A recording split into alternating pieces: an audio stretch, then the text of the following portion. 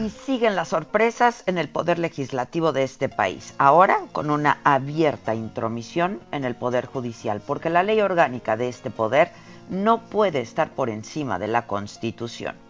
Y es que ayer en el Senado de la República, en una polémica votación que algunos calificaron hasta de golpe de Estado, se aprobó la reforma al Poder Judicial que busca eliminar el nepotismo y la corrupción entre jueces y magistrados. Pero de última hora y de manera sorpresiva se incluyó un artículo transitorio que amplía 2 años el mandato del presidente de la Suprema Corte de Justicia de la Nación, Arturo Saldívar, así como el de los integrantes del Consejo de la Judicatura. De esta manera, el ministro Saldívar terminará su encargo hasta el 2024 y los 7 miembros del Consejo de la Judicatura entre el 2024 y el 2026, porque sus nombramientos fueron escalonados. Este cambio fue propuesto por el senador del Partido Verde, Raúl Bolaños, y se presentó al final de una discusión de más de 5 horas, y se aprobó sin debate, con 80 votos a favor, 25 en contra y 4 abstenciones, a pesar de que algunos legisladores de oposición pedían a gritos detener la votación. En controversial artículo transitorio 13º para modificar los mandatos en la presidencia de la Corte y de los consejeros de la Judicatura Federal, amplía el periodo del ministro Saldívar, que preside la Corte desde el 2019 hasta el 2024, mismo año en el que concluye el sexenio del presidente López Obrador.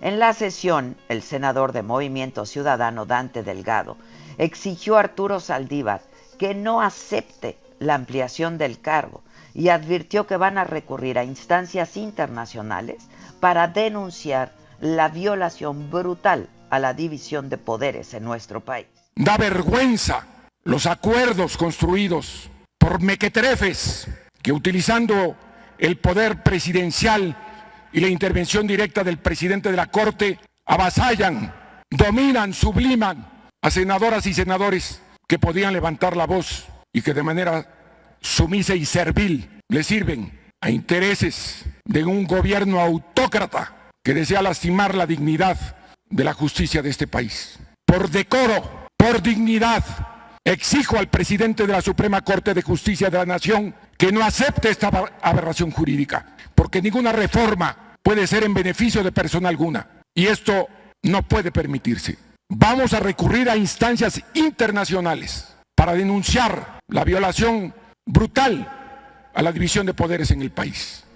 Xóchitl Gálvez, senadora por el Partido Acción Nacional, dijo que se trata de una agandalle porque la propuesta no fue publicada y lo hicieron en lo oscurito, a escondidas. La verdad, tienen razón. Claro que no son iguales, son peores, porque son como los bandidos, a oscuritas, a escondidas. Jamás se publicó este documento. El fondo del asunto no es el procedimiento legislativo. El fondo del asunto es el agandalle. Aquí ya se robaron 2 votos. Son capaces de eso y más. Es el poner más años de los que les toca. Son unos corruptos, y se los digo desde aquí. Yo le pido al presidente de la Corte que por ética renuncien a esto que el Senado de la República les acaba de otorgar.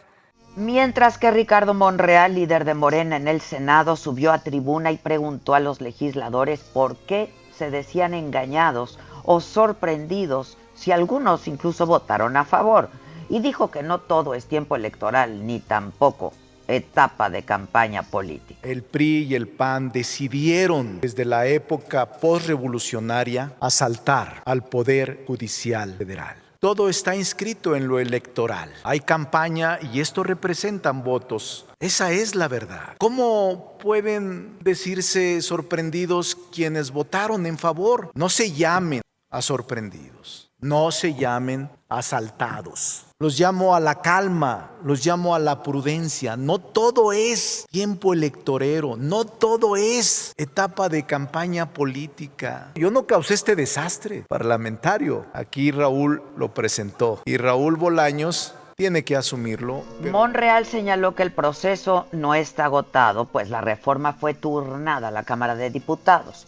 En un comunicado de 5 puntos que publicó en sus redes sociales, el Consejo de la Judicatura, que también preside el ministro Saldívar, Se deslindó del artículo transitorio aprobado en el Senado para extender el mandato del presidente de la Suprema Corte y destacó que no corresponde a una propuesta del Poder Judicial.